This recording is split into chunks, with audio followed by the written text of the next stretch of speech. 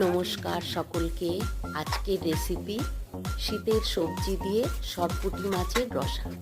প্রথমে মাছ ধুয়ে পরিষ্কার করে জল ঝরিয়ে নিয়েছি। এবার মাছে লবণ হলুদ মাখিয়ে রেখে দিলাম। ততক্ষণে আমি শিলনোড়ায় গোটা শুকনো লঙ্কা গোটা জিরে মিহি করে বেটে নিলাম। এবার মাছ ভাজার জন্য কড়া বসিয়ে তেল গরম করে মাছগুলোকে ভেজে নিচ্ছি। এপিট ওপিট দুপিট মাছ ভাজা হয়ে গেল। মাছ ভাজা আমি নামিয়ে নিই। এইভাবে আমি বাকি মাছগুলোকেও ভেজে নিই। আপনারা দয়া করে পুরো ভিডিওটা দেখবেন। মাছ ভাজা তেলে আরেকটু তেল দিয়ে দিলাম। এবার ফোড়নে দিলাম গোটা শুকনো লঙ্কা গোটা জিরে, একটু নাড়াচাড়া করে নিলাম। এবার দিলাম বড় সাইজের একটা পেঁয়াজ কুচিটাকেও আমি সোনালি করে ভেজে নিলাম।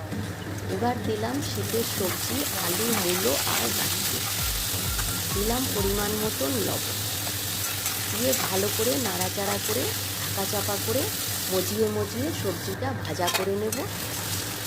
আপনারা আপনাদের পছন্দ মতন সবজি ব্যবহার করবেন। এখন শীতকালে অনেক ধরনের সবজি আছে। দিলাম বেটে রাখা লঙ্কা আর জিরে, অল্প জল দিয়ে ভালো করে সবজির সাথে মশলাটা হলুদ গুঁড়ো দিয়ে মিশিয়ে নেব।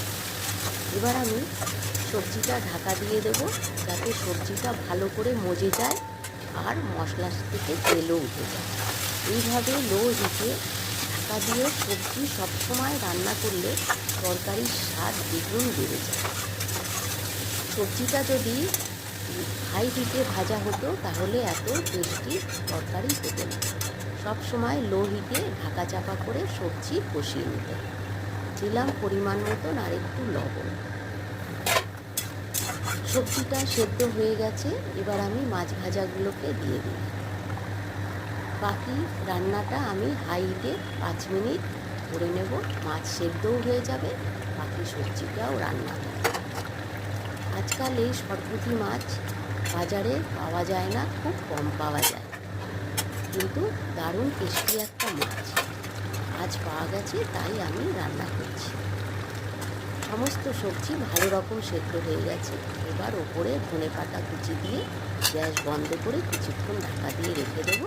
তারপরে আপনাদের নামিয়ে দেবো। এইভাবে আমি যেভাবে করলাম একদিন এইভাবে রান্না করবেন, অপূর্ব স্বাদ লাগবে। ভালো লাগলে লাইক দেবেন, রান্নাটা শেয়ার করবেন, চ্যানেলটা সাবস্ক্রাইব করবেন। ভালো থাকবেন সকলে।